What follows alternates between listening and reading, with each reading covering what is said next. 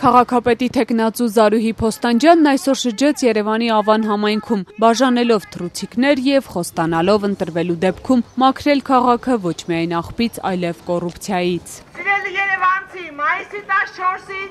քո ձայնը, քո վստահության քվենտու, ընտրացուցակում համար 2,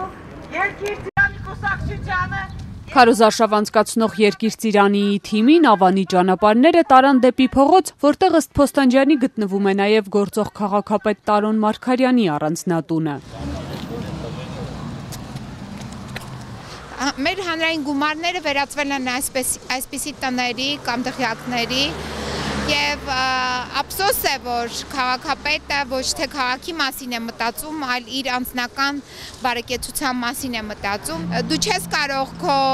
ուղղակի աշխատավարձով ձեռք բերես նման տուն և ուղղակի դա պետք էր ընդգծել, դրա համար ենք եկել այստեղ։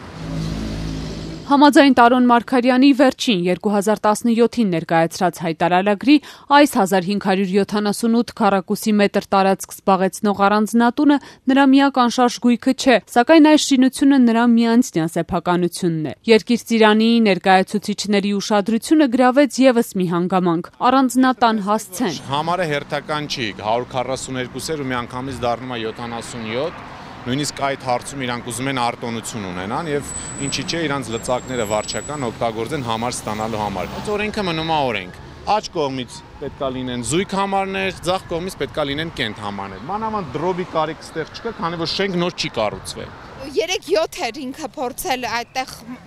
անպայման փորագրել,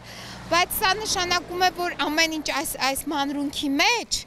ըստ էության ողջ փիլիսոփայությունն է այսօրվա այս թշվառ հանրապետական կառավարման։ Առանձնատների այս բարեկարգ փողոցից հետո Երկիր Ծիրանին շրջեց նաև այլ փողոցներում ու պուրակներում։ Ավանը, որտեղ 4 տարի որպես թաղապետ ղեկավարել է Տարոն Մարգարյանը, նախկինում ճանաչվել է Երևանի ամենաբարեկարգ թաղամաս։ Փոստանջյանը սակայն կարծում է, խնդիրներն այս թաղամասում ու քաղաքի մյուս համայնքներում չեն տարբերվում եւ չափազանց շատ են։ Ճիշտ է, կան մի քանի պուրակներ, բայց իրականում ողջ քաղաքը նույն վիճակի մեջ է։ Բակերը քանդված են, շենքերը պահանջում են լրացուցիչ նաև նորոգումներ և հասկանալի է, որ ոչինչ չի արվել քաղաքում շուրջ 25 տարի և հենց մասնավորապես Տարոն Մարգարյանը իր պաշտոնավարման ժամանակահատվածում այդ մեր հանրային գումարները ուղղակի յուրացրել է։ Քաղաքապետի ընդդիմադիր թեկնածուին բակերում նստած բնակիչները ջերմ էին ընդունում, սակայն նրանցից շատերը Փոստանջյանի հեռանալուց հետո նշում էին, որ հանրապետականի թեկնածուին են հակված ընտրել։ Շատ համակրելի, ասված հաջողի քո գործերին հաջողություն։ Բոլորից շնորհակալություն։ Մայիսի 14։ Շնորհակալություն։ Ես հետ միասին հաջողություն։ Քաղաքապետին եմ ընտրում ցայնս տալի։ Շատ լավն է, մեր էս բակերը սարքել, կարգավորել, ամեն ինչ ինքը շատ լավ տղա է։ Հնարավոր է Փոստանջյանին, թե Մարգարյանին ընտրել։ Այսինքն պետքա որոշենք ընտանիքով։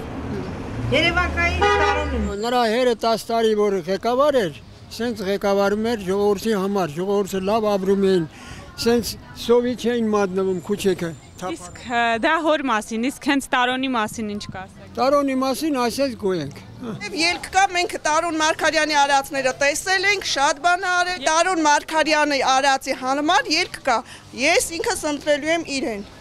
Այնուամենայնիվ Երկիր Ծիրանիի թիմը վստահ է Երևանի խնդիրները հենց Զարուհի Փոստանջյանը կարող է լուծել։ Քարոզարշավին ակտիվ մասնակցում է նաև քաղաքապետի թեկնածուի դուստրը։ Այո, Երևանը կարիք ունի մաքուր ձեռքերի, մաքուր մարդու, մաքուր երևանցու կարիք։